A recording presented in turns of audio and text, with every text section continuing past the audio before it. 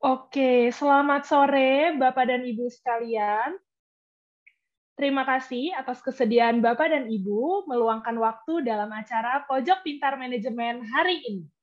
Sebelumnya, boleh nih saya mau lihat reaction Bapak Ibu dulu, mungkin boleh love, boleh jempol sebagai bentuk antusiasme kita ya untuk menyambut tema yang luar biasa ciamik di sore hari ini. Silakan Bapak Ibu boleh reaction-nya. Oke. Oke, Bapak Ibu, perkenalkan nama saya Lady Aprilia selaku trainer dari keahlian Governance, Risk and Compliance di PP Manajemen yang akan memandu jalannya acara pada sore hari ini. Oke, sebelumnya mungkin saya akan menjelaskan dulu ya terkait pojok pintar manajemen. Saya percaya Bapak Ibu mungkin ini bukan kali pertama ya mengikuti acara pojok pintar manajemen karena memang sudah berlangsung cukup lama, tapi sedikit review. Pojok pintar manajemen adalah sebuah acara kegiatan diskusi yang diinisiasi oleh PPM Manajemen sebagai bentuk kontribusi pada individu dan perusahaan.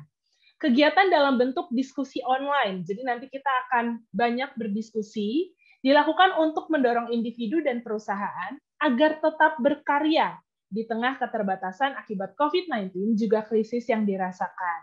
Pojok Pintar Manajemen sore hari ini mengangkat tema Let's Unfold the Value-Based Management at Banking Sector. Jadi, tema kita hari ini akan menitik beratkan pada value-based management. PPM Manajemen akan berbagi pendapat dan pengalaman terkait value-based management melalui Pojok Pintar Manajemen hari ini. Oke, sebelum kita masuk, Bapak Ibu, ke inti acara, izinkan saya untuk memperkenalkan terlebih dahulu nih 7 produk PPM Manajemen yang pastinya sudah tidak asing lagi nih bagi Bapak Ibu sekalian. Oke, yang pertama ada program pengembangan eksekutif. Lalu yang kedua ada publikasi dan seminar. Selanjutnya ada pembelajaran Inggria atau in-house training. Selanjutnya ada program pelatihan sertifikasi. Lalu ada assessment SDM. Ada juga riset dan konsultansi. Dan tentunya ada PPM School of Management atau yang biasa disebut dengan STM PPM. Selanjutnya, saya juga ingin menyampaikan aturan main dalam Pojok Pintar Manajemen. Oke, yang pertama terkait sesi pemaparan materi. Semua partisipan, mohon maaf, akan di-mute dan video akan dimatikan selama pemaparan materi. Dalam mengikuti diskusi, saya harap Bapak Ibu bisa memiliki prinsip positif dan kolaboratif. Yang kedua, terkait sesi tanya-jawab. Akan dibuka ketika saya mempersilakan. Biasanya saya akan memilih 3 penanya di satu sesi pertanyaan, dan jika ingin bertanya, nanti Bapak Ibu silakan klik raise hand pada aplikasi Zoom Bapak Ibu. Nanti saya akan panggil namanya sesuai dengan urutan yang pertama raise hand. Kemudian yang ketiga, terkait feedback, diharapkan Bapak Ibu dapat mengisi feedback untuk perbaikan acara ini ke depannya. Nanti setelah Bapak Ibu mengisi feedback, Bapak Ibu baru akan mendapat akses untuk menerima materi yang disampaikan sore hari ini. Jadi harus isi feedback nih ya untuk mendapatkan materi yang super keren banget di sore hari ini.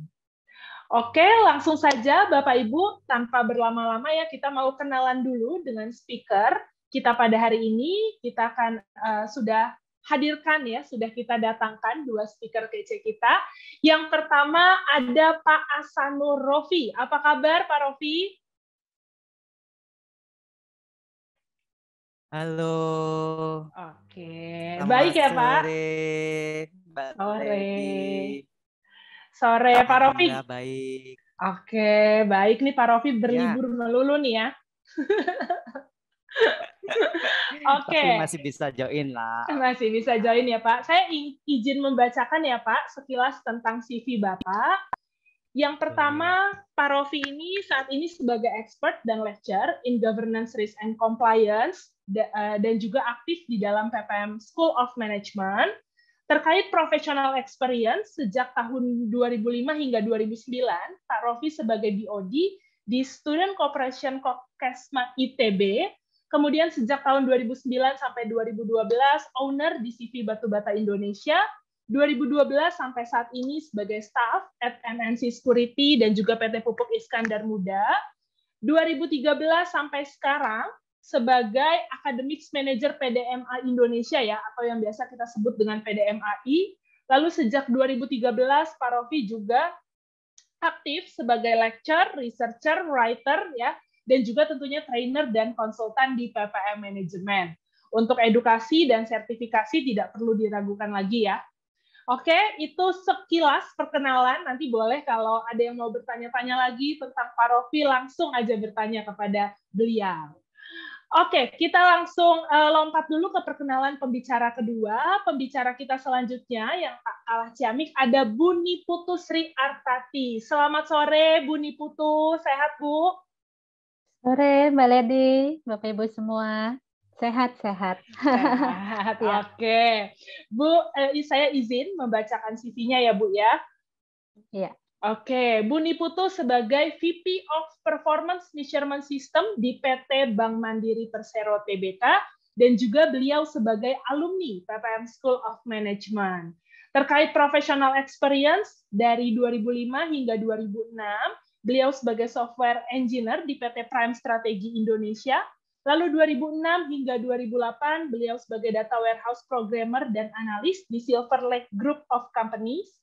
Kemudian 2008 hingga 2010 sebagai junior manager di PT Bank Mandiri, lalu 2011 hingga 2014 sebagai senior manager, lanjut lagi Mei sampai Desember 2014 sebagai senior professional staff ya of performance measurement system di PT Bank Mandiri, dan terakhir 2015 sampai sekarang sebagai VP of Performance Measurement di PT Bank Mandiri Tbk.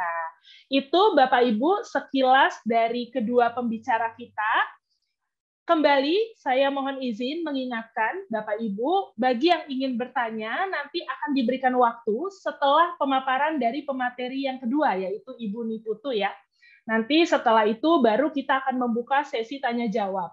Bagi Bapak Ibu yang ingin bertanya, dapat melakukan raise hand terlebih dahulu dengan klik pada menu partisipan di kolom bawah layar Zoom Bapak Ibu, kemudian klik raise hand. Nanti akan saya panggil sesuai yang pertama kali raise hand. Oke, langsung saja tanpa berlama-lama kita masuk ke pemaparan materi yang akan disampaikan oleh narasumber pertama kita, Pak Ashanur Rofi, atau yang biasa kita panggil Pak Rofi. Silakan Pak, waktu dan tempat saya persilakan. Oke, baik, terima kasih Mbak Lady untuk perkenalannya. Saya sapa Bapak Ibu sekalian yang hadir di sini ya. Selamat sore Bapak Ibu dan kawan-kawan sekalian.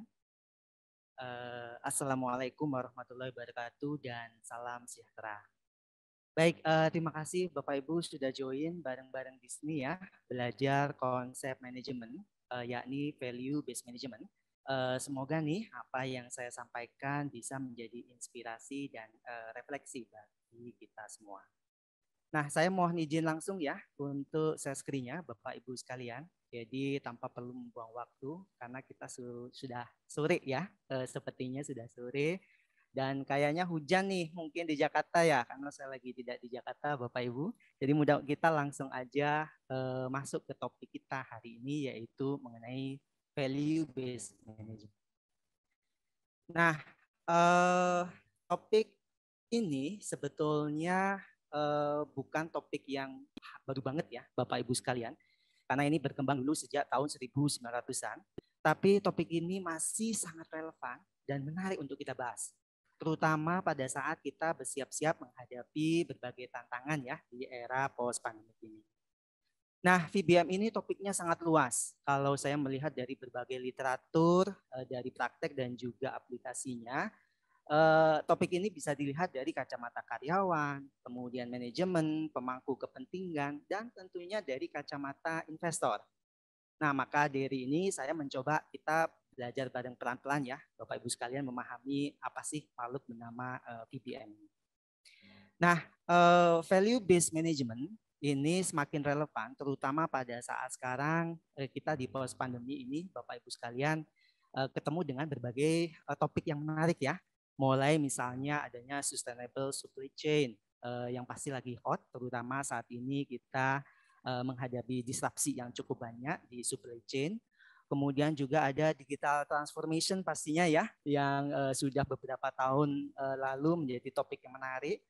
Hybrid work juga pastinya saat ini yang kita aplikasikan, dan tentunya masih banyak beberapa topik yang lain ya, termasuk yang paling heboh di sini yang saat ini lagi ramai adalah si metaverse, blockchain, dan juga digital economy. Kita tentunya nggak ingin ketinggalan dengan semua hal ini ya Bapak Ibu sekalian, karena kita percaya secara teoritis semua ini punya potensi untuk memperkuat daya saing perusahaan kita. Namun praktek di lapangan kadangkala bisa jauh berbeda. Sebagai contoh misalnya nih, banyak laporan yang menyampaikan bahwa perusahaan saat ini banyak aktif berinvestasi di digital transformation. Namun kalau ditanya mengenai ukuran kesuksesan, imbal hasil, dan kinerja lainnya, jawabannya kadang kurang begitu meyakinkan. Juga ini saat ini yang lagi ramai adalah banyak perusahaan ingin mengaplikasikan people analytics. Namun kalau ditanya ya, apakah sudah dijalankan secara terukur dengan baik, kemudian jelas memberi value kepada perusahaan, jawabannya kadang bisa panjang banget gitu sampai kemudian tidak begitu jelas. Nah, di sini PBM itu punya tugas utama sebagai alat atau pendekatan agar semua aspek yang dirancang dan diimplementasikan mengarah pada satu tujuan Bapak Ibu sekalian, yakni value atau nilai dari perusahaan. Jadi secara sederhana, PBM itu bertujuan menjadikan seluruh aktivitas, proses, sistem, dan bahkan budaya perusahaan agar jadi lebih padu, transparan, dan terukur dengan jelas. Ini kebayang kalau misalnya kita berada di perusahaan yang saling kompetitif ya, antar divisinya, ada yang pemasaran pengen ini, kemudian SDM pengen itu, operation pengen itu. Kalau tidak ada perekatnya, tidak ada glue-nya gitu ya, maka ini kemudian bisa menjadi sesuatu yang tidak optimal kepada tujuan akhirnya. Nah, di sini gambaran singkatnya. Kalau kita lihat dari secara prinsip ya, ada 3 elemen yang ada di dalam PBM itu, yaitu create value, manage value, dan juga measure value.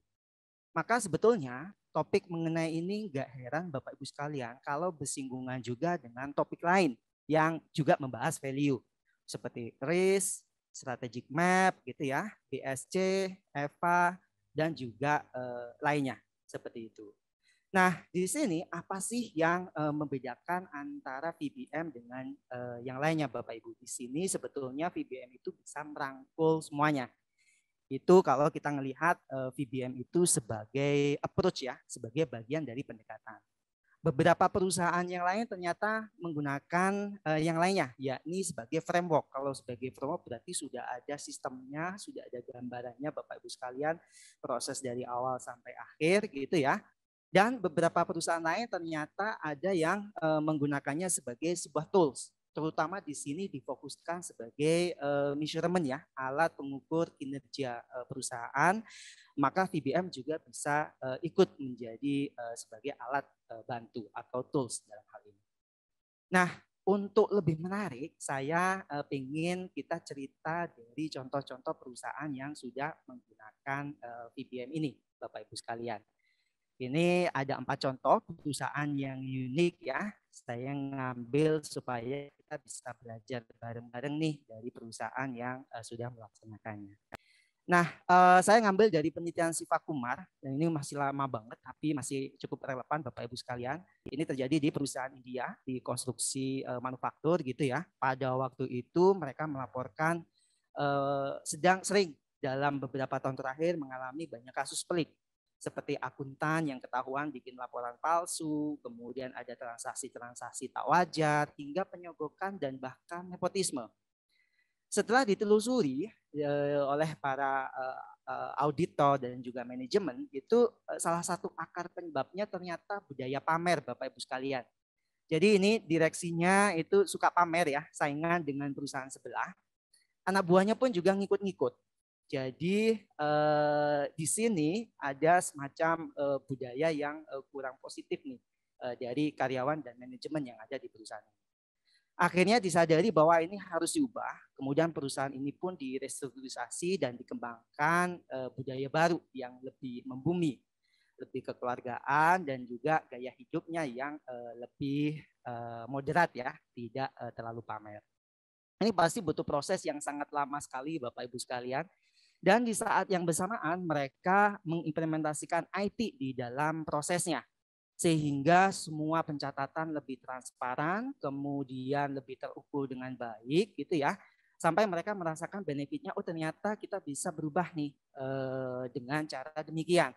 Sampai kemudian mereka membungkusnya menjadi sebuah VBM yang lebih formal di dalam perusahaannya yang disebut dengan value based leadership.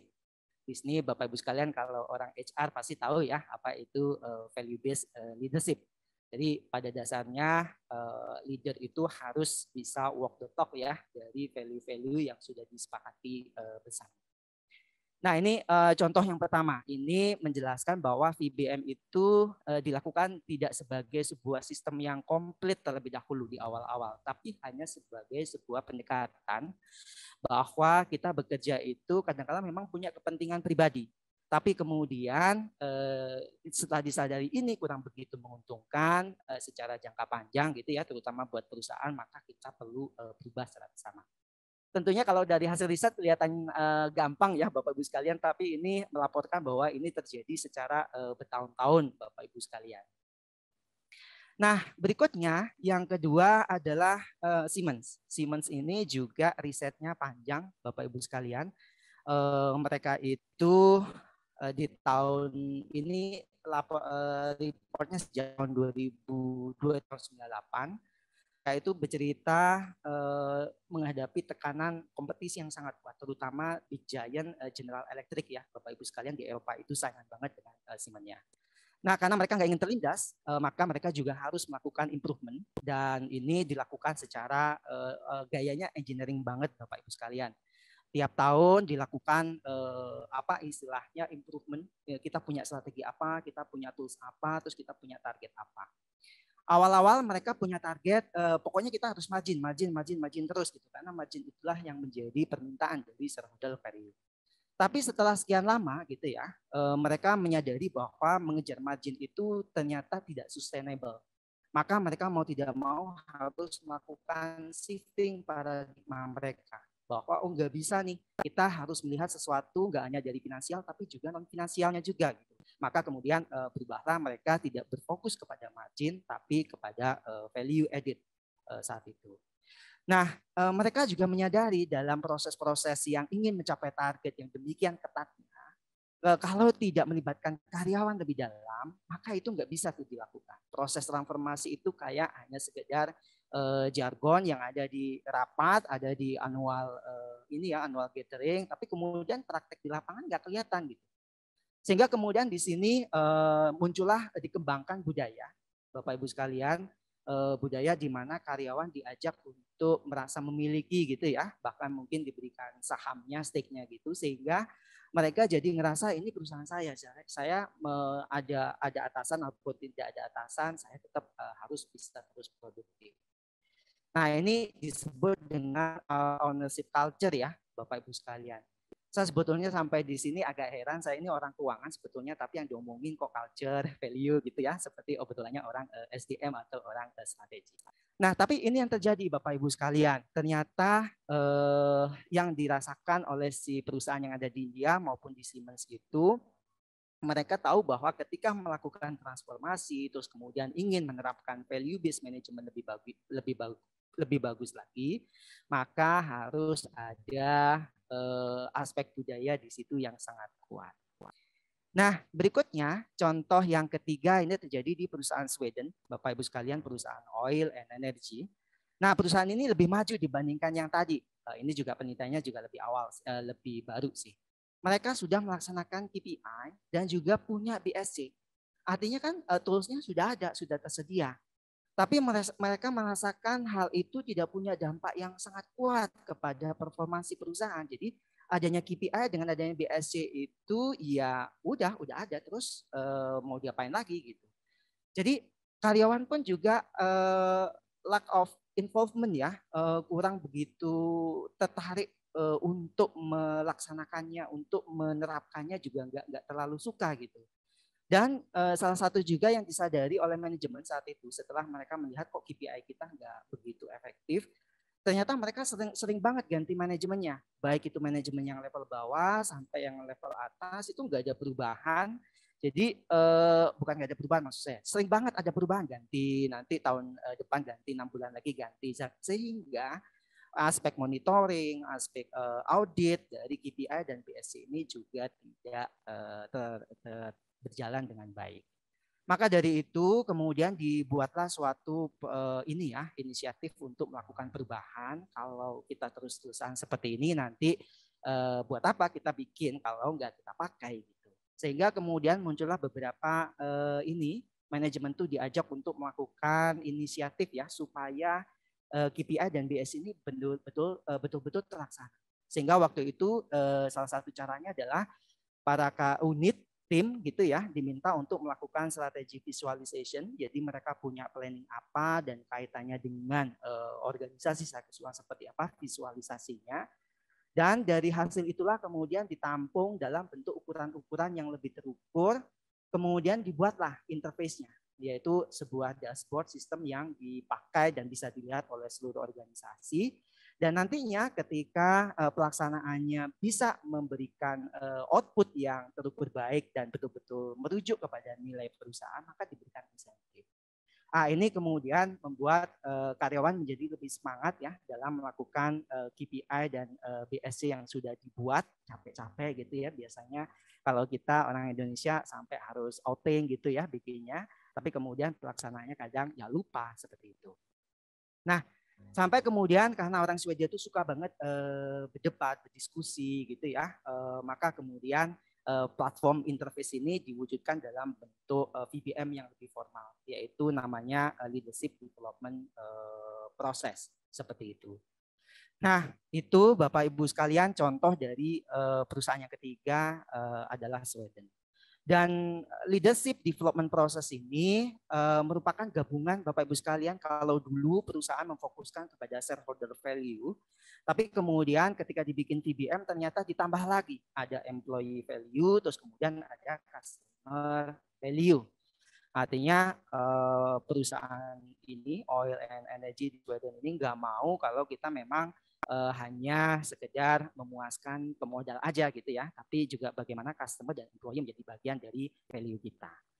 Nah berikutnya ada juga yang sudah menggunakan VBM, Bapak Ibu sekalian sudah bawa konsultan dan sebagainya. Ini terjadi di perusahaan bank di Belanda ya yang besar juga di dunia, yaitu ABN AMRO. Dan mereka melaporkan bahwa selama 4 tahun itu mereka nggak sukses. Mereka merasakan tidak ada dampak yang signifikan terhadap VBM. Sehingga kemudian dibuatlah model restrukturisasi organisasi gitu ya. Kok kenapa kita secara konseptual VBM ini bagus, tapi pelaksanaannya kok kurang memuaskan ya? Apa yang kurang gitu? Maka kemudian di banyak hal yang ternyata harus dikorbankan oleh ABN AMRO ini, Bapak Ibu sekalian, mulai dari organizational structure. Jadi ternyata strukturnya kurang oke, sampai harus diubah supaya VBM ini bisa sukses. Kemudian manajemen juga perlu di-reinforce ya, diberikan seperti ya diajak untuk diskusi dan melakukan perubahan serta punya inisiatif.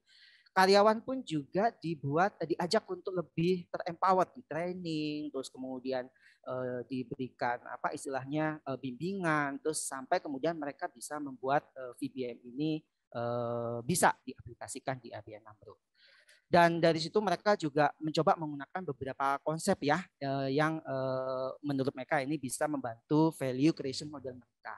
Jadi seperti service profit chain itu melinking antara growth profitability dengan employee loyalty. Terus kemudian pakai capability model ya untuk bikin core kompetensi gitu ya. Kemudian menggunakan pendekatan marathon managing for value untuk membuat keputusan yang betul-betul bisa berdampak terhadap shareholder value itu. Nah, Dari beberapa case tadi ini, Bapak Ibu sekalian, ada beberapa yang bisa ditarik kesimpulan. Pertama, VBM itu ternyata tidak mudah, ya. Dia seperti sebuah pendekatan yang butuh waktu lama dan nggak cuma sekedar tools untuk performance measurement supaya berhasil, tapi sampai kadang-kala membutuhkan transformasi organisasi maupun transformasi budaya. Nah, itu yang ingin saya sampaikan nih di dalam topik kita kali ini. Nah, secara konsep, kayak gimana sih memang VBM itu? Nah, di sini ada gambar ya, Bapak Ibu sekalian menjelaskan mengenai bagaimana kita harus organisasi, gitu ya. Terus kemudian dari organisasi itu kita harus menyusunnya ya, baik dalam hardnya atau softnya, baik dalam aspek value, prinsip maupun apa istilahnya sistemnya. Sampai kemudian memang membantu kepada pencapaian strategi, mulai dari yang paling atas, korporat, bisnis, strategi bisnis unit gitu ya, kemudian ke fungsional dan lain berikutnya. Sampai kemudian merujuk kepada outputnya hingga ke shareholder return. Artinya begini, kalau misalnya kita menggunakan people analytic, people analytic itu apa posisinya di organisasi, mendukung apa di dalam strategi, terus bagaimana nanti merujuk kepada financial performance dan shareholder return-nya. Seperti itu. Sehingga kalau dibuat gambaran jadi seperti ini ya Bapak Ibu sekalian, kita punya tools-tools yang kita ingin melaksanakannya. Terus kemudian kita ingin ini bisa terhubung, maka kita perlu menghubungkannya dengan aspek strategik, aspek operasional hingga sampai ke pengukuran keuangan. Bahkan Bapak Ibu sekalian, ini juga sampai kita membutuhkan sebuah ukuran ya, kalau kita mau melakukan perubahan, setiap aspek di perubahan seperti change drivernya, kemudian change actionnya, change outcome-nya, itu semuanya harus diukur Bapak Ibu sekalian supaya bisa terlihat dengan baik. Sehingga kalau dibuat dalam bentuk konsep yang lebih sederhana lagi, VBM itu kalau kita gunakan sebagai sebuah tools untuk pengukuran kinerja, kita harus bisa menggambarkannya ke semua level ya. Kalau KPI itu biasanya hanya fokus ke bisnis objektif ya. Kemudian di BSC juga ada di situ diletakkan KPI-nya. Nah, di sini kalau bisa dibuat sampai turun ke bawah sampai ke grassroots level ya Bapak Ibu sekalian. Sampai misalnya kalau kita melakukan contoh nih di satu unit kecil gitu ya, yaitu customer servicing, misalnya customer service, value driver-nya itu seperti apa sih customer service itu kita bisa menjelaskan. Bahkan sampai ke angka, kemudian bahkan sampai ke pengukuran, ke logical causal effect ya, logical thinking-nya seperti apa, itu semuanya mewujud.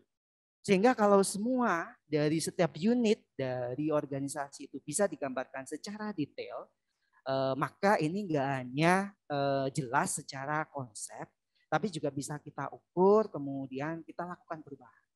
Tentunya di sini kelihatan sekali ya Bapak Ibu sekalian, untuk melaksanakan ini semua kita butuh alat bantu seperti budaya yang betul-betul semangat untuk menjalani sampai detail kayak gini nih, harus keterlibatan karyawan, kemudian staf, partner itu memang harus tinggi. Nah, terus kemudian juga harus betul-betul menghubung ya, dan ini bisa saja dinamis Bapak Ibu, mungkin perlu ada perubahan, ada improvement.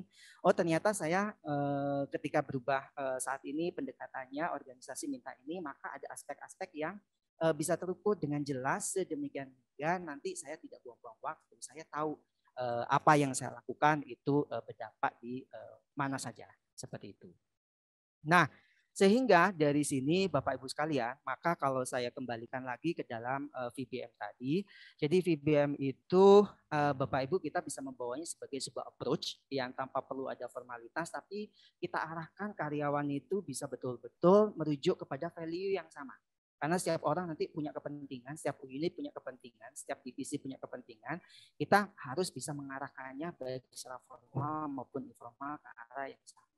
Pak Rofi, kemudian kalau bisa kita buatkan Pak ya, Rofi, kita maaf, lagi ya. Kita waktunya 5 menit lagi ya Pak. Oke.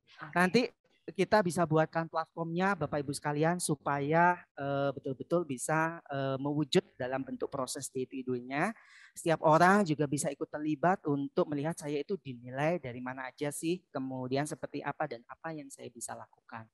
Maka dari itu VBM sebagai tools bisa tercapai dengan baik seperti tadi yang dicontohkan oleh beberapa perusahaan yang saya jelaskan Bapak Ibu.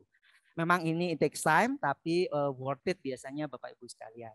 Nah, sebagai terakhir, sebagai penutup, ini kemudian juga membuat kita berpikir ya, saat ini kalau kita sebagai investor, kita punya ukuran yang sama nih. Digital bank, traditional bank, ataupun bahkan neobank, kita punya ukuran yang sama. Padahal dalam proses bisnisnya, dalam meng-create value-nya, ternyata mereka berbeda.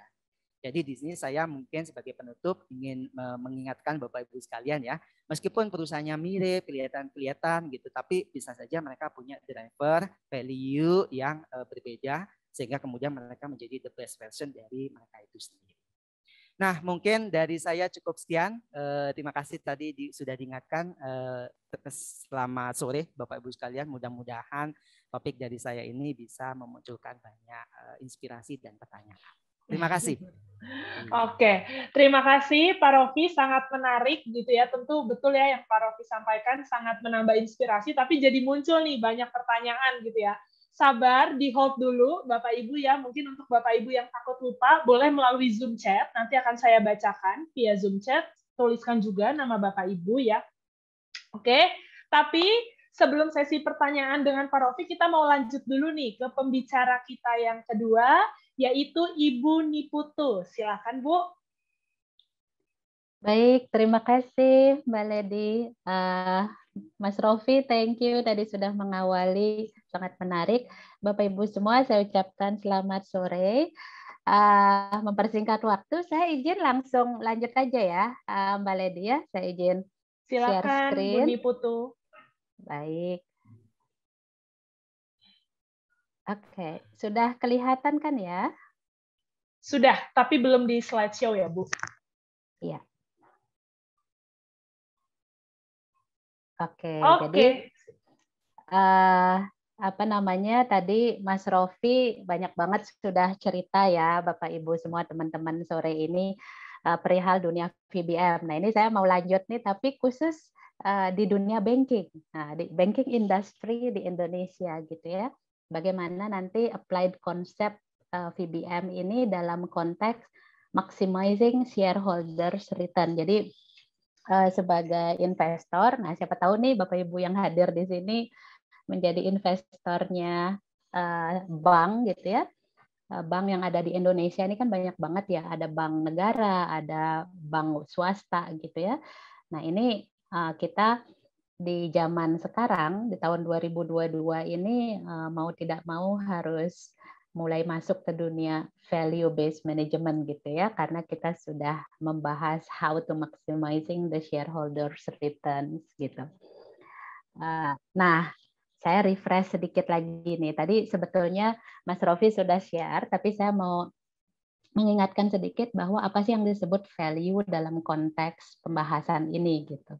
Jadi bagi kami dunia perbankan ya, nilai yang disebut nilai itu adalah the worth of an asset, a company and its financial performa. Nah, ini memang kalau kita sebuah bank dikatakan mampu deliver value itu apabila finansial performanya itu bagus gitu ya, konsisten bagus. Jadi nggak boleh anjrut-anjrut aneh gitu, kurvanya ya kurang memberi value. Jadi ketika kita disebut memberi value, maka finansial performanya harus terbukti baik. Nah, disinilah tadi sempat memang Mas Rofi juga singgung bahwa implementasi untuk generate value ini tidak mudah, tetapi sangat mungkin dilakukan.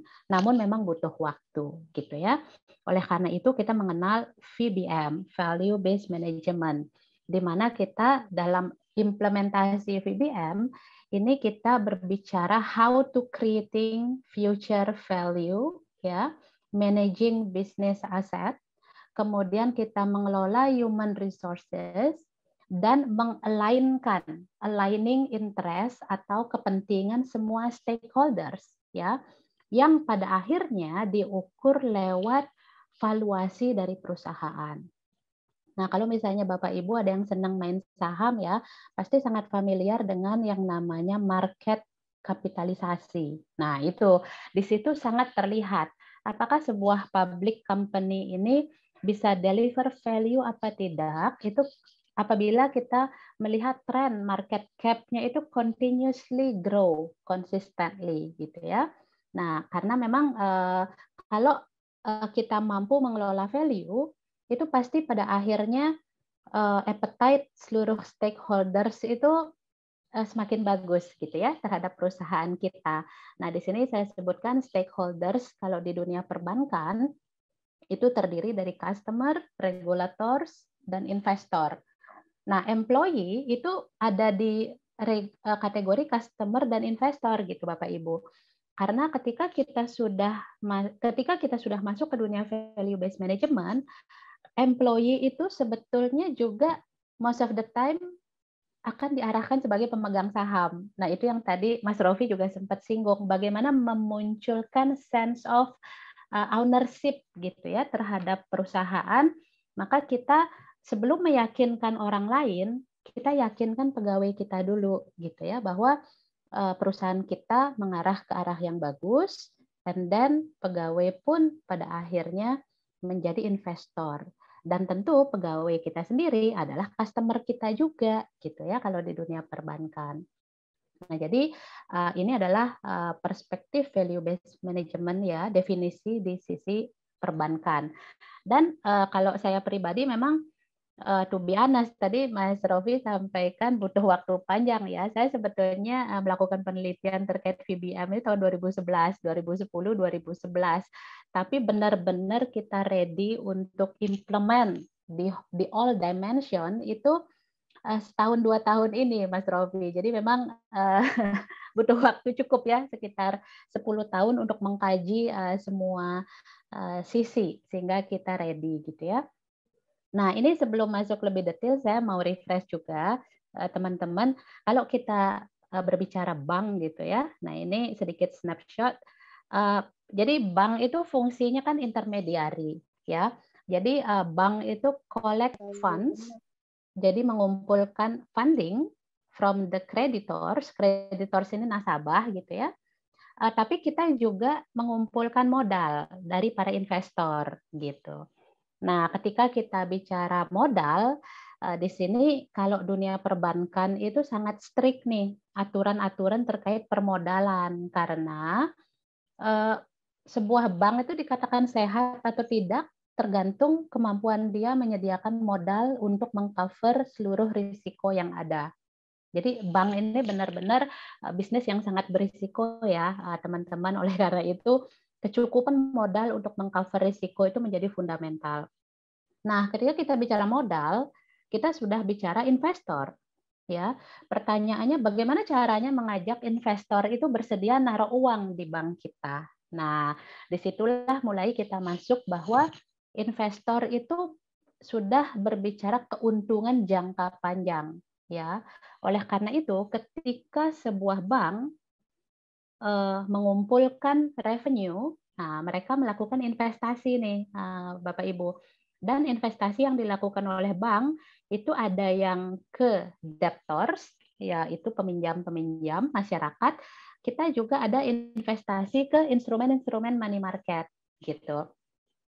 Yang pada akhirnya kemampuan sebuah bank dalam mengelola portfolio itu akan menentukan bagaimana kemampuan dia mengenerate return yang konsisten ya, sehingga dari kacamata investor memang sebuah bank itu mumpuni memberi value gitu ya, memberi value jangka panjang. Nah, ini saya sedikit capture bagaimana profile sedikit ya numbers terkait dunia perbankan di Indonesia gitu ya. Jadi kalau kita lihat ya bank di Indonesia itu sampai bulan Februari itu aset perbankan di Indonesia itu hingga 10.000 triliun ya, 10.000 triliun. Jadi lumayan besar ya sisi asetnya. Sedangkan kalau sisi penyaluran kredit aja itu sekitar 5.700 triliun. Nah, kemudian bagaimana kalau kita lihat tadi dari perspektif kecukupan modal ya, karena dunia bank itu kita perlu bertanya apakah bank di Indonesia ini cukup aman atau tidak dalam jangka panjang gitu ya. Di sini kita masih in average ya, secara total perbankan itu capital adequacy ratio. Jadi kecukupan modal untuk mengcover risiko-risiko yang muncul itu masih di tataran 26%.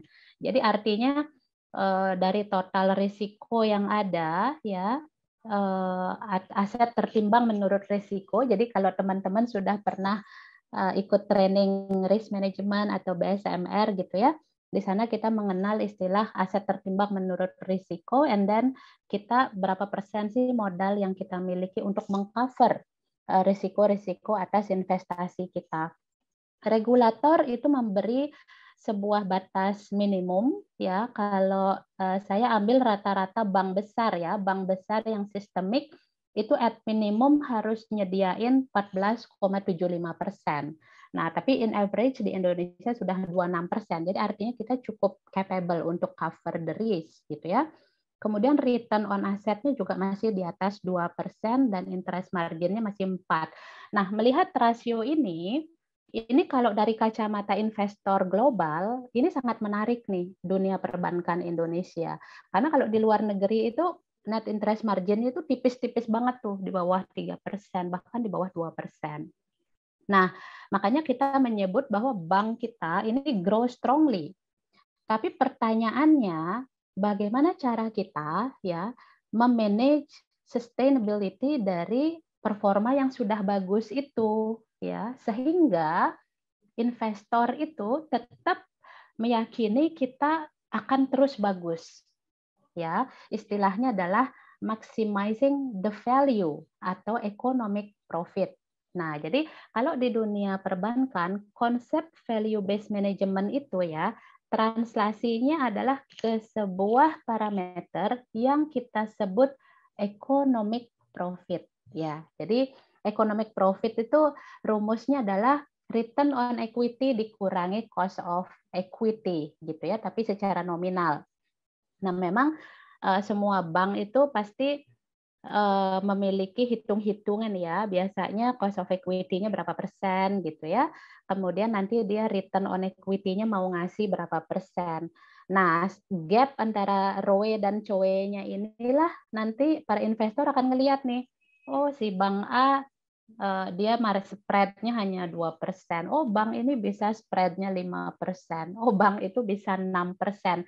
Dari situ dia akan mengamati bagaimana tren selama 10 tahun atau 5 tahun terakhir gitu ya. Sehingga nanti investor akan memiliki appetite terhadap perusahaan tertentu, sehingga bank mana nih yang akan dia pilih sebagai media investasi gitu ya. Jadi memang kemampuan perbankan untuk generate economic profit ini sangat fundamental di hari ini ya Bapak Ibu, karena investor itu memiliki modal terbatas dan dia memiliki alternatif investasi yang sangat luas. Nah, jadi seperti saya misalnya bekerja di dunia bank, kita perlu benar-benar menjaga keyakinan investor sehingga mereka memilih perusahaan kita untuk investasi gitu ya. Nah, kemudian di sini saya mau share sedikit, ketika kita bicara tadi ya, kemampuan kita dalam mengelola permodalan, sehingga bank kita mampu survive cukup lama, gitu ya, cukup lama, kita perlu memperhatikan apa aja sih komponen-komponen atau parameter-parameter yang mampu mempengaruhi sebuah modal. Ya, jadi kita nyebutnya CAR ini rasio kecukupan modal, gitu ya. Nah, rasio kecukupan modal ini sebetulnya terdiri dari dua komponen utama, yang istilahnya kalau di kami ya di dunia perbankan itu sustainable capital, kemudian kita ada nyebutnya risk weighted asset.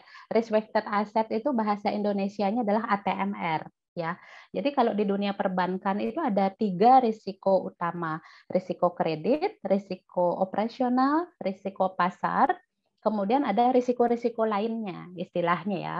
Nah, ini setiap risiko yang terbentuk dalam operasionalnya perbankan itu mengenerate sebuah nominal sebagai buffer yang kita sebut sebagai aset tertimbang menurut risiko gitu ya. Nah, seberapa besar aset tertimbang menurut risiko, nanti kita akan menghitung berapa modal minimum yang harus kita siapkan apabila risiko-risiko itu kejadian gitu ya. Dan disitulah pentingnya modal itu. Nah, saya coba cerita sedikit perihal di sini nih, sisi pembilangnya. Jadi bagaimana caranya kita menjaga modal itu lebih sustain ya. Di sini ada beberapa sumber. Di sini kami atau saya ya ngasih tanda hijau-hijau ini, kuning dan merah. Biasanya nih di dunia perbankan ya, kita terpapar banyak sekali paradigma. Paradigma. Karena tadi ketika kita bicara value ya Bapak Ibu, kita mempertimbangkan beragam perspektif.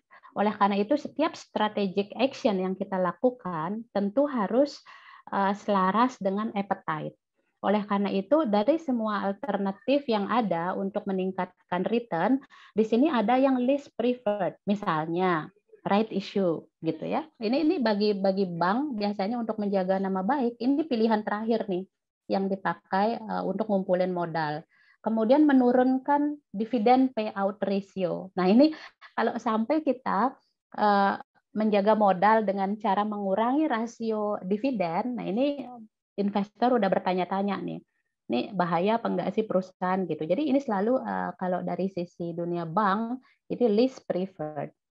Tapi kita punya cara-cara lain untuk meningkatkan atau menjaga kestabilan modal itu misalnya dengan optimizing net interest margin. Jadi kita menjaga operating income kita itu lebih baik dan lebih baik sehingga pada akhirnya nanti kita memiliki retain earning yang cukup gitu ya sebagai modal yang kita pakai untuk menjaga keberlangsungan bank.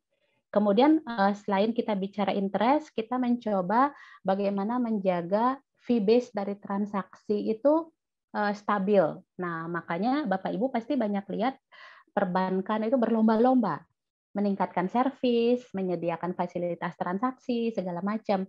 Karena secara umum semua butuh return yang stabil, ya. Salah satunya adalah dari fee transaksi. Nah, kemudian kita bicara cost, gitu ya. Cost ini macam-macam. Ada yang sifatnya fixed cost, variable cost, dan di sini kemampuan kita membahas cost efisiensi yang tadi sempat disampaikan Mas Rofi, kita harus mampu membedah cost itu, gitu ya. Jadi di sini butuh sebuah effort yang cukup besar dan teknologi yang cukup sehingga kita mampu mengenali cost driver. Ya, cost driver kita itu di sisi mana aja. Dengan demikian kita tahu how to make it more efficient, ya.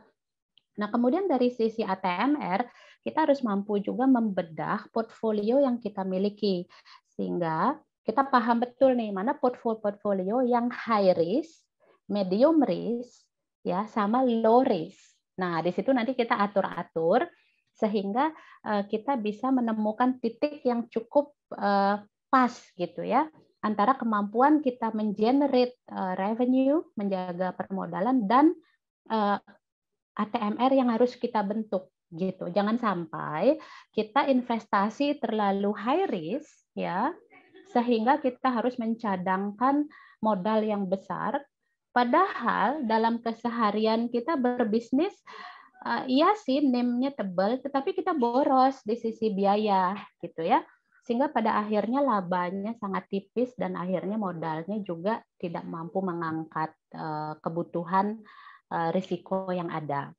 Oleh karena itu di sini kalau dari sisi dunia perbankan ya Bapak Ibu, bagaimana kita mengatur portfolio loan atau kredit, kemudian kemampuan kita memanage bond ya, kan kita ada investasi di bond juga, kemudian merger and acquisition strategi, kemudian pengelolaan perusahaan anak atau subsidiari ini menjadi sangat fundamental ya.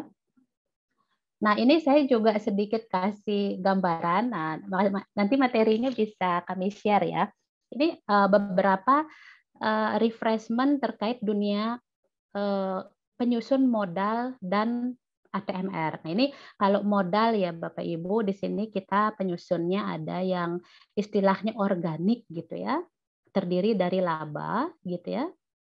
Ini saya kasih warna hijau dan oranye, ini artinya kalau dia hijau ya ini menambah modal, kalau yang oranye mengurangi modal gitu ya. Contoh misalnya kita bayar dividen ke pemegang saham, nah itu pasti mengurangi modal kita karena kita nyetor ke para investor gitu ya. Oleh karena itu berapa dividen payout ratio yang cukup, toleransinya cukup, ini selalu menjadi diskusi gitu antara pihak perusahaan dengan para pemegang saham gitu ya, sehingga sama-sama enak gitu. Nah, kemudian kita juga di sini yang warna hijau ini misalnya terkait pengelolaan surat berharga gitu ya. Karena surat berharga ini sangat mempengaruhi risiko ATMR, risiko pasar. Nah, jadi kalau kita investasi di instrumen-instrumen treasury yang high risk, nah ini bisa kita kena potensi kerugian ini mark to market. Nah, itu gede banget kalau kita bicara risiko pasar gitu ya. Jadi memang harus hati-hati. Kemudian ketika kita melakukan corporate action, nah ini juga perlu benar-benar kita hati-hati karena corporate action itu tidak hanya terkait untung rugi ya, tetapi kadangkala juga image ya, itu sangat penting karena kalau kita di dunia perbankan dan investor itu nama baik dan image itu sangat cepat mempengaruhi pergerakan harga saham gitu ya. Bu Jadi Niputu, memang ya baik. Bu, izin waktunya 5 menit lagi ya, Bu. Iya, siap. Oke. Ya, jadi saya lanjut. Nah, ini terkait modal, kemudian ini terkait ATMR. Nah, ini teman-teman nanti bisa juga lihat-lihat penyusun ATMR di dunia perbankan ini memang sangat banyak. Tidak hanya terkait bisnis ya, tetapi terkait operasional. Oleh karena itu untuk menjaga operasional kita itu risikonya lebih rendah, tadi bagaimana kita membawa people atau employee kita itu paham. Kemudian kita membangun culture yang juga menjurus kepada mampu mengelola risiko-risiko yang ada di dunia bank, gitu ya. Nah, ini saya kasih summary gambarnya. Jadi kalau kita ingin membuat value based management ini sukses ya, Bapak Ibu, itu mau tidak mau harus tercermin hingga ke level terendah. Kalau di dunia perbankan itu level terendahnya adalah customer dan produk ya. Jadi kita harus memiliki sistem yang cukup untuk mentranslate setiap revenue ya dan setiap cost hingga ke level terendah ya. Nah, ini memang tidak cukup hanya dengan teknologi, teman-teman. Harus dilengkapi dengan enabler. Ini saya summary ada 3 enabler.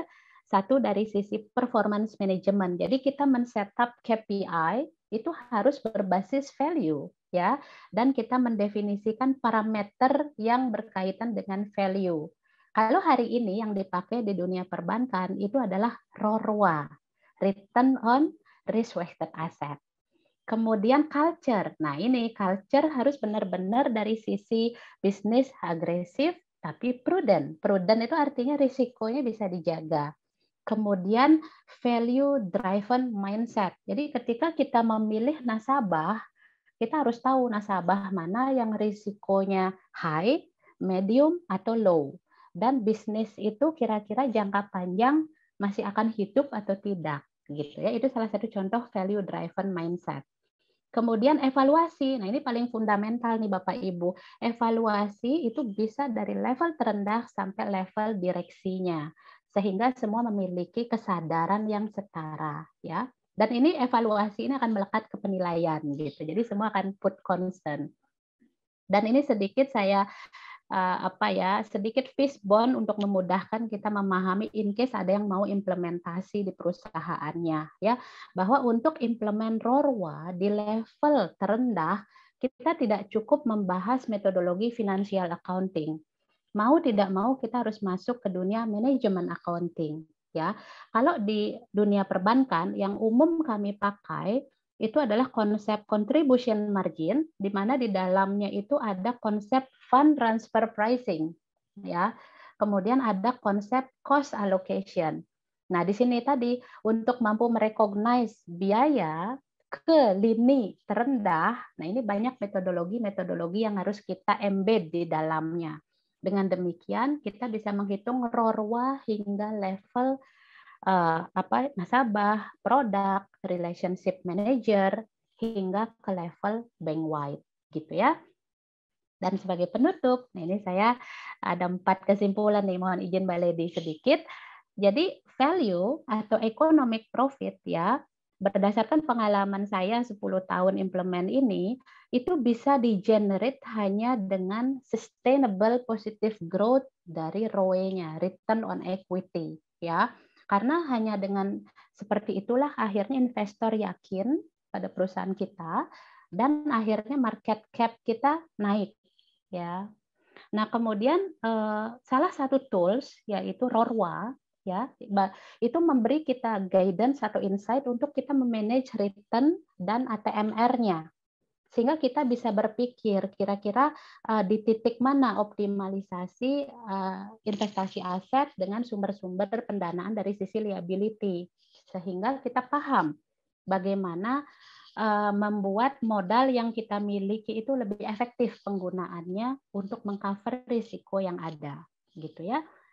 Periodic monitoring ini semakin mendasar dibutuhkan karena market terkait dunia perbankan itu sangat volatile dan selalu mempengaruhi performa kita. Jadi periodic monitoring ini sangat mendasar. Dan yang terakhir, yang paling penting adalah performance based culture atau value driven mindset di semua level. Nah, ini yang butuh waktu sangat banyak karena kita perlu meyakinkan seluruh lini dari top level hingga garda terdepan ya. Kalau ini tidak tercapai, value based management ini terus terang belum bisa kita apply secara utuh Bapak Ibu, karena pada akhirnya adalah terkait people-nya how to understand the concept dan menjadikan culture dalam kesehariannya. Dengan demikian economic profit baru bisa terbentuk dalam jangka waktu yang panjang. Nah, jadi ini sedikit sharing dari saya. Semoga dapat memberi insight. Nah, mungkin nanti kalau ada pertanyaan lebih lanjut bisa kita bahas nih tentang dunia perbankan. Terima kasih Mbak Lady. Saya kembalikan. Terima kasih Bu Niputu sudah sharing terkait VBM di dunia perbankan. Oke, langsung saja saya buka sesi tanya jawab. Bapak Ibu boleh raise hand. Satu sesi untuk yang pertama kita buka 3 pertanyaan dulu ya. Untuk Bapak Ibu yang mau bertanya, silakan boleh raise hand. Tadi sebenarnya sudah ada yang melalui chat, saya bacakan.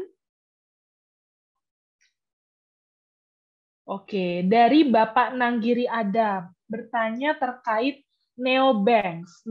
Neobanks itu apa? Dan kemudian mungkin di Indonesia kali ya, Pak Rofi ya? Lebih spesifik ya. Kira-kira kriterianya bagaimana sih untuk dibilang bank neo nih? Oke, terima kasih untuk pertanyaannya. Ini kayaknya mungkin Bu Niputu malah lebih jelas nih ininya, ngasih taunya.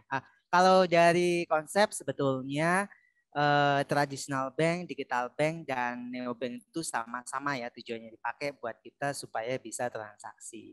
Cuman bedanya memang neobank dengan digital bank itu ada kemiripan.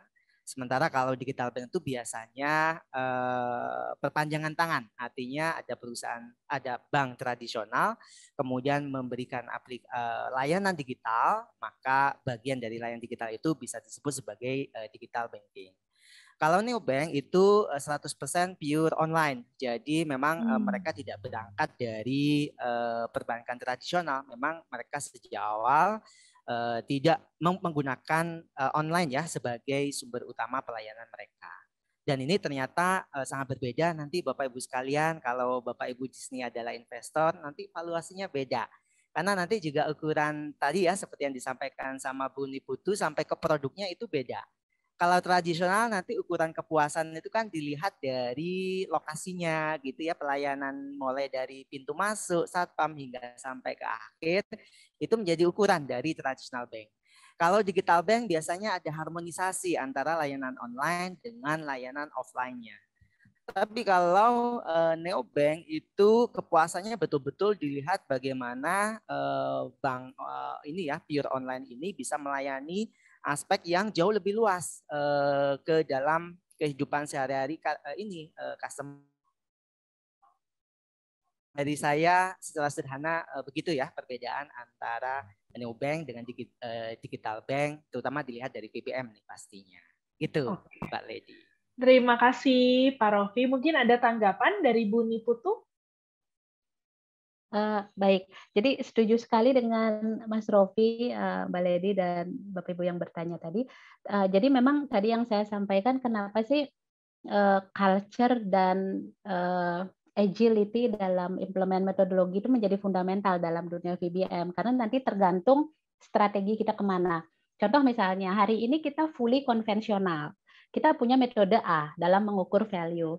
Besok nggak bisa, pure konvensional nggak bisa. Kita pasti akan spread out. Ada porsi digital, ada konvensionalnya. Nah ini mulai mixing nih tata caranya. Dengan demikian metodologi manajemen accounting yang dipakai dan edukasi ke pegawai dan tentu ke investor itu akan semakin berkembang. Tapi memang fundamentalnya ini yang harus dibangun dulu di semua lini perusahaan gitu ya. Karena bisa jadi nanti kita punya subsidiary yang purely neobank, bisa juga. Nah itu nanti kita melihat company as a group itu bisa beda lagi nih tata cara kita melihat, sehingga ketika menyajikan quantitative number about the value, misalnya Rorwa PTA, Rorwa PTA Group, nah itu bisa beda tuh tata cara memandangnya. Jadi combination dari beraneka metodologi karena produk dan service yang di-delivernya itu berbeda. Nah, jadi memang pada prakteknya setuju sekali, Pak Rofi. Kami sedang ini juga to assess hal-hal tersebut. Thank you. Ya. Oke, terima kasih Bu Niputu. Mungkin saya ini ya jadi memperluas sedikit, tadi belajar juga dari kasus yang disampaikan oleh Pak Rofi gitu ya. Sebenarnya seberapa besar sih pengaruh struktur perusahaan terhadap keberhasilan VBM gitu, dan sebenarnya struktur perusahaan yang seperti apa sih yang ideal untuk diimplementasikannya VBM? Oke, baik, terima kasih Mbak Lady untuk pertanyaannya.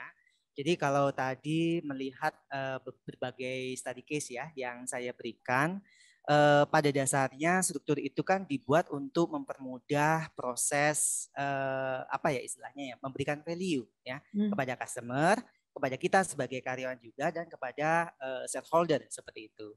Jadi kalau misalnya di dalam prosesnya kemudian kita sering mengalami kesulitan, terus kemudian komunikasinya kurang baik, kemudian link yang utama di sini ya kalau sehubungan dengan TBM, link, alignment gitu ya, hubungan antara yaitu tadi mulai dari pemodal sampai ke strategic value, operational value, sampai ke economic profitnya. Kalau itu ternyata sampai mandek ya di tengah-tengah jalan, nggak bisa berjalan. Misalnya nih ada staff yang saya nggak tahu, pokoknya yang penting saya kerja disuruh udah selesai gitu. Tapi dia tidak bisa menggambarkan sebetulnya value apa ya yang sebetulnya dicari oleh karyawan, oleh customer dari saya. Value apa yang dicari oleh shareholder itu dari saya sebagai karyawan, meskipun saya posisinya paling bawah, saya harus bisa menceritakan itu. Kalau itu kemudian tidak bisa menceritakan dengan baik setiap karyawannya, berarti ada kemungkinan salah satunya ya, tidak semuanya, ada aspek strukturnya di situ yang tidak berjalan secara optimal. Mungkin terlalu panjang, terlalu birokratis, terlalu kaku gitu ya. Atau mungkin hanya fokus kepada yuk kerja pokoknya harus hasil gitu, tapi tidak memberi ada motivasi dan sebagainya, maka struktur itu juga tidak dianggap apa ya istilahnya optimal, Mbak Lady. Jadi struktur itu yang justru mempermudah kita untuk memberikan value kepada tiga tadi ya, kepada karyawan, kepada customer, dan juga kepada shareholder. Jadi intinya jadi kalau ditanya struktur apa yang baik ya sangat tergantung pastinya dengan tipe perusahaannya, kemudian model bisnisnya begitu ya, kemudian bagaimana mereka menjalankan strategi-strateginya dalam kehidupan sehari-hari. Seperti itu sih gambarannya tadi Bu Lady. Makanya kalau yang di perusahaan India itu budayanya harus budaya kekeluargaan. Tapi kalau yang di Swedia tadi itu mereka budayanya tidak menonjolkan kekeluargaan, tapi menonjolkan open discussion, egaliter gitu ya. Karena mereka pengen value mereka secara pribadi itu harus muncul gitu, harus muncul di organisasi gitu. Nah seperti itu bedanya di dua negara yang berbeda aja, VBM-nya juga agak berbeda juga tuh implementasinya. Gitu Mbak. Oke, terima kasih Pak Rofi. Mungkin dari Bu Nipu tuh kalau diperbankan tuh seberapa besar Bu pengaruh struktur perusahaan? Jawaban singkatnya sih besar sekali. Jawaban singkatnya besar sekali. Karena betul sekali tadi Pak Rofi sampaikan, dan di kami saya tambahin satu hal, itu adalah terkait periodik monitoring itu Mbak Lady. Jadi ketika kita melakukan monitor, kita kan cerita ya, ini ada apa sih, kenapa sih seperti ini. Nah di situ kita harus membangun satu culture yang disebut diskusi, kami menyebutnya development dialog. Jadi kita harus bisa berdialog. Misalnya nih, ada teman di ujung negeri sana melakukan proses bisnis. Kok panjang banget, masa proses seperti ini aja berhari-hari. Nah, di situ bagian dari review kita terus-menerus. Makanya selalu kita dituntut bagaimana meningkatkan service. Nah, contoh seperti itu. Tapi itu ketemunya nanti pada saat monitoring tadi. Jadi, VBM itu salah satu kuncinya adalah disiplin monitoring. Nah, di semua level. Dan membangun komunikasi, karena kita kan jaringannya terlalu luas ya, apalagi bank konvensional itu sangat-sangat strukturnya itu lebar dan panjang. Jadi kalau komunikasi tidak dibangun secara terbuka, sulit kita menemukan struktur yang pas gitu ya. Nah jadi memang by nature itu kita harus membangun komunikasi dan monitor yang detail. Nah itu baru ketemu tuh di sana persoalannya. Demikian ya. Oke, terima kasih Bu Niputu. Nah, selanjutnya ada pertanyaan lagi dari Bapak Nanggiri Ada. Mohon izin, boleh on cam, Pak? Kita penasaran nih, dari tadi bertanya tapi belum berkenalan. Bapak Nanggiri Adam, boleh on cam? Oke, gelap ya, Pak? Maaf, masih di mute, Pak.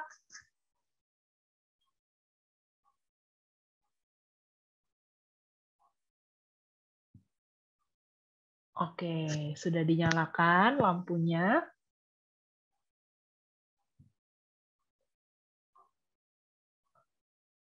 Oke, selamat sore Pak Nanggiri Adam, salam kenal.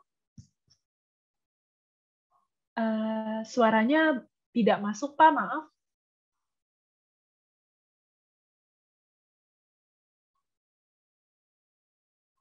Oke, ini masih connecting. Oke, sambil sudah bisa Pak? Oke, tetap tidak bisa Pak, belum bisa, maaf. Saya izin membacakan saja ya, Pak Adam.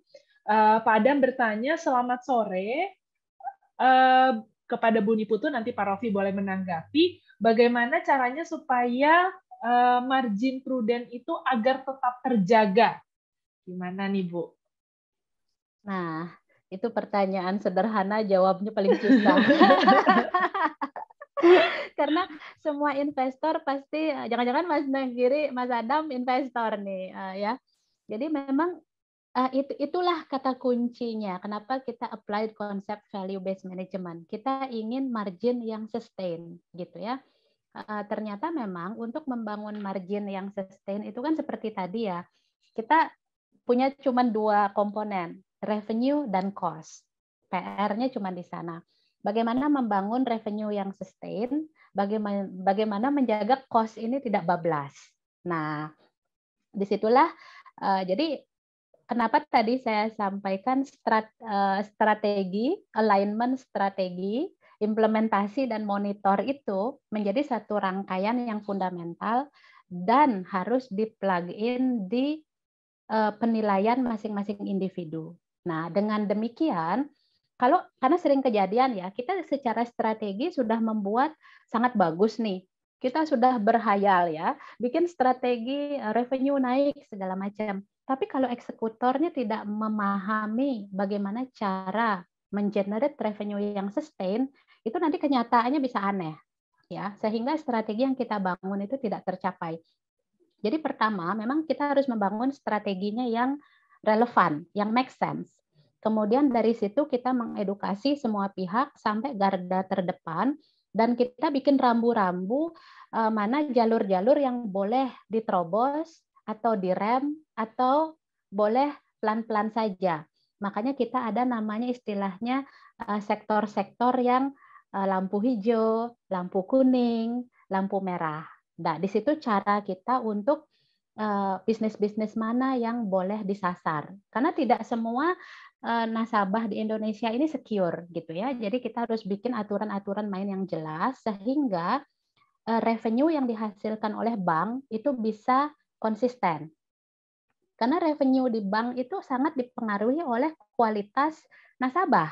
Kalau nasabahnya tidak bayar cicilan, udah tidak ada revenue gitu ya. Jadi kita harus mampu memetakan pasar kita sehingga kita tahu mana pasar yang high risk, medium risk, sama low risk. Nah, nanti tinggal kita atur-atur tuh komposisinya. Nah, kemudian itu dari sisi revenue. Service itu paling mendasar karena kita perusahaan jasa. Jangan sampai servisnya jelek, pasti hilang tuh nanti semua pendapatan dari servis kalau servis kita jelek. Jadi strategi harus bagus, komunikasi dan guidance ke lapangan harus jelas, dan servis harus terjaga dengan baik. Dan yang ketiga, yang terakhir kita bicara cost. Cost ini ada operating expenses sama cost terkait risiko. Nah, tadi saya banyak bicara cost terkait risiko. Kalau terkait operasional, nah tadi mau tidak mau nih Bapak Ibu, kalau perusahaannya masih kecil dan sederhana itu sangat lebih mudah kita memetakan biaya operasional. Tapi kalau perusahaannya sudah kompleks, kita harus bikin sistem. Jadi memang bank di perusahaan-perusahaan besar itu pasti sudah applied sistem untuk memonitor alokasi pengeluaran setiap perak, 2 perak itu terpetakan gitu ya, sehingga kita tahu pos-pos mana yang boros atau kurang uang. Jadi kita harus tahu itu. Dan itu harus dimonitor harian, mingguan, bulanan gitu ya. Nah, dengan cara seperti itu ya, dengan continuous monitoring dan perbaikan-perbaikan pelan-pelan ya, meski kita mungkin ada biaya naik atau revenue turun, tetapi swing-nya itu tidak akan terlalu besar gitu. Sehingga secara total rasio misalnya ya, return on equity itu bisa terjaga continuously grow gitu, naik. Atau net interest margin-nya bisa tetap kita jaga. Jadi memang secara umum strateginya harus clear, guidance ke eksekutor harus jelas ya. Kemudian service kita harus selalu lebih bagus karena itu pasti akan mempengaruhi bisnis, dan kemampuan kita merecognize biaya itu sangat fundamental.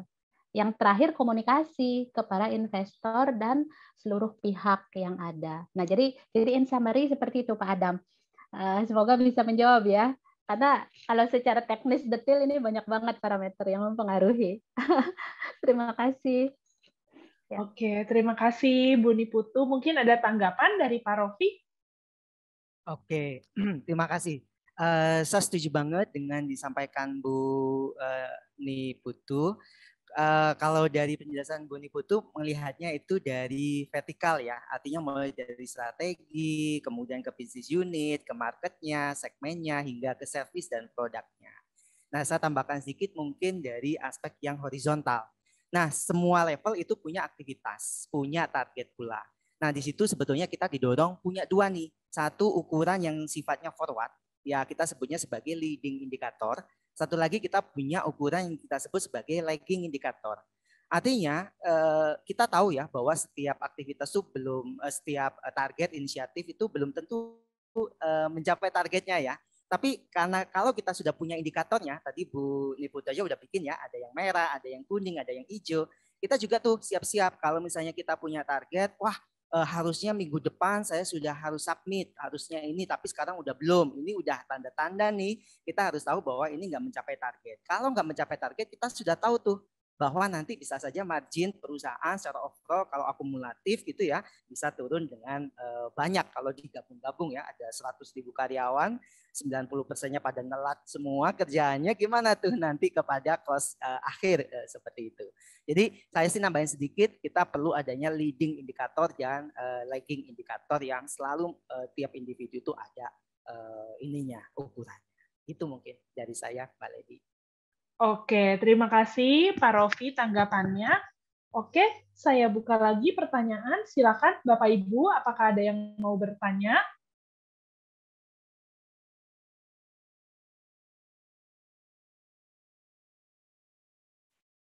Kayaknya kalau ada Tidak bagi-bagi ada? kue baru pada bertanya tuh, Mbak Lady. Udah sore. Habis Bagi-bagi kerja ini kita.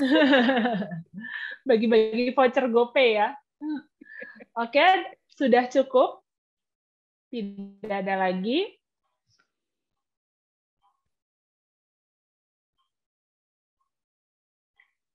Oke, kalau begitu saya tutup ya, Bapak Ibu ya, sesi pertanyaannya.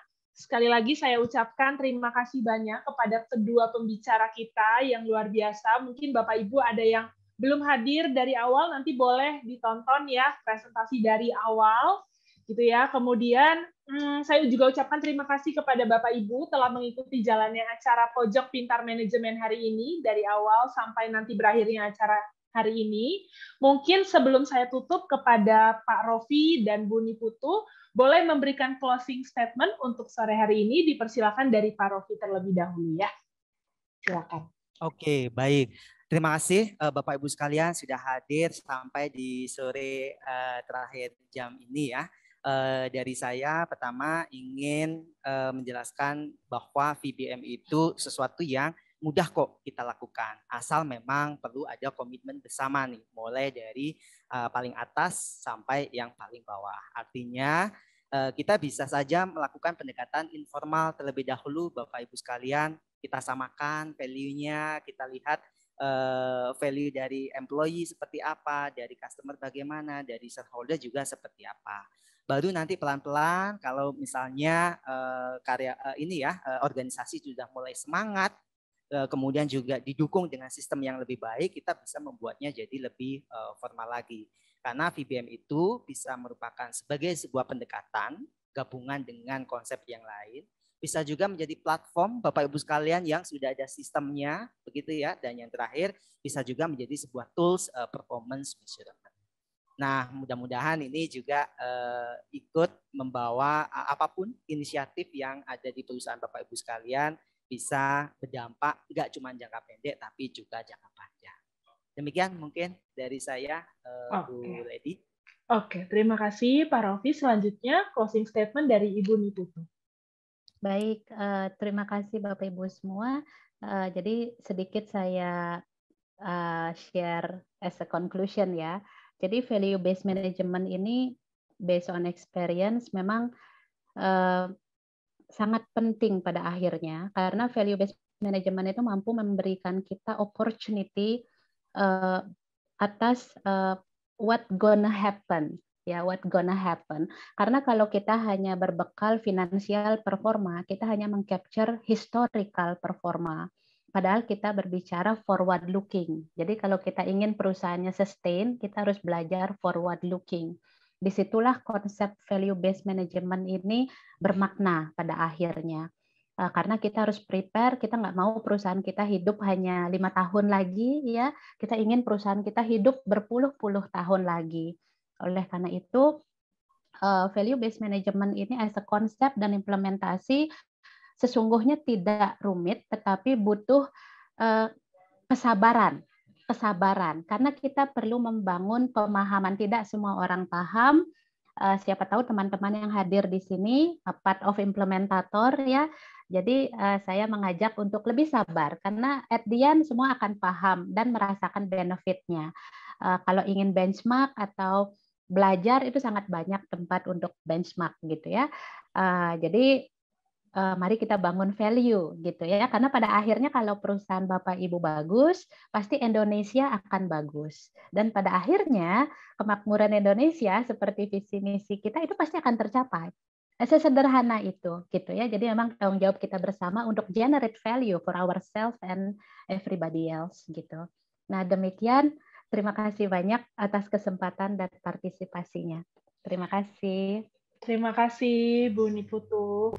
Oke, jadi beberapa hal yang menarik dari sesi ini ya, mungkin tadi Pak Rofi juga sampaikan banyak sekali studi kasus yang saya highlight dari Siemens ya, yang cukup menarik dengan adanya VBM, justru ada paradigma shifting ya Pak, dari margin orientation to value add, dan justru itu bisa meningkatkan ownership culture juga, gitu ya. Dan VBM itu bukan hanya sekedar teknologi, tadi Bu Niputu sampaikan, tapi justru terkait performance management, culture, dan yang paling penting evaluasi, bukan hanya dari kalangan tertentu, tapi dari level terendah sampai ke level direksi ya Bu ya.